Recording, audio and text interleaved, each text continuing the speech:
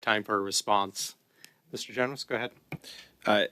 Thank you, Chair. Thank you to the witnesses. I want to build on some of the comments of my colleague, Ms. Kuzi. My biggest concern is that we have this McKinsey model of inappropriate relationships between government and big business that is actually being deployed again with the appointment of Mark Carbon Tax Carney. In general, I would say that a free market economy requires a sharp distinction between government and business, especially big business. Public entities have to be able to make neutral and fair decisions based on the common good and without personal favoritism. They respond to democratic deliberations about the common good. And then private entities, on the other hand, are partial. They seek to advance their own interests. They are primarily responsible for advancing particular goods as opposed to the common good, and they play an important role in our economy as players on the field advancing their own particular interests. And one of the biggest problems we've seen in politics over the last 9 years has been a blurring of these lines, big government and big business getting together, in particular big business getting into government and seeking to shape outcomes to their advantage.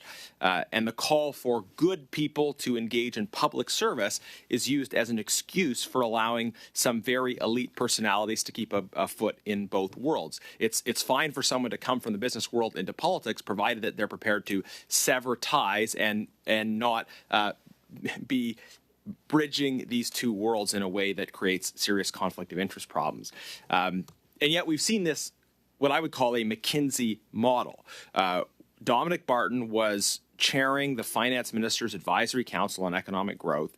Andrew Pickersgill at McKinsey was supporting Dominic Barton's efforts by supplying analysts to the government. At the same time, Mr. Pickersgill was involved in selling to the government. There was a generous so-called offer from McKinsey to serve, while at the same time using the access that they gained to sell, and they made a lot of money in the process. That is, I see, the core problem that undermines independent, impartial public deliberations about the common good and skews the playing field to the advantage of a well-connected private company.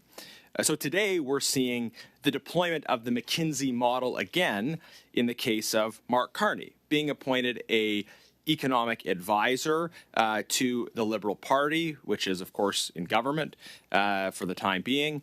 And he is at the same time maintaining various leadership positions in the private sector, particularly with Brookfield.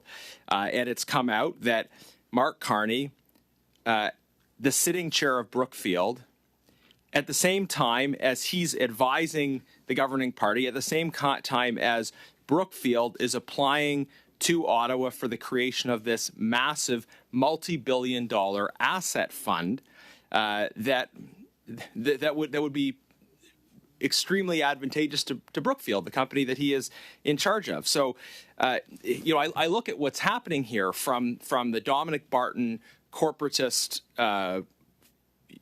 fusing together of government and big business, and then I see the same thing happening again with Mark Carney, and it just brings home the point: have in 9 years have these people learned nothing, or maybe they have learned something, but they've learned the wrong lessons. They've learned that they want to further refine this model of bringing together big business and big government to the advantage of a few well-connected elites.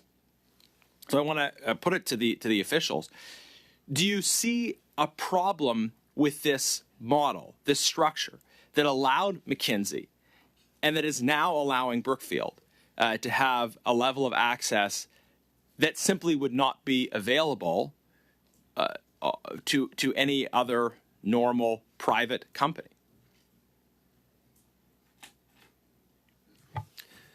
Mr. Chair, I really couldn't speak to the relationship and the role of these entities in advising the Prime Minister of the government. That we're not involved in that at all.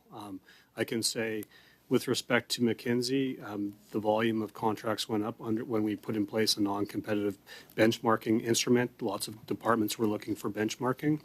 Right now, we've taken measures that is... Okay, I am going to press you to just comment on this advice piece, because you see the problem that Dominic Barton comes in, Andrew Pickersgill, running the Canadian operations, is supplying analysts to the government at the same time as he's selling to the government. That access is access that others didn't have. And so in getting from there to the master standing offer, I mean, it's pretty clear that there's some relationship between the access and the result.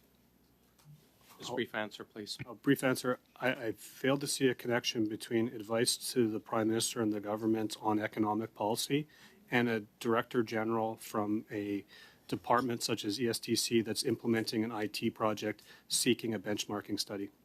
Thank If you. it's the same person, Thanks very much.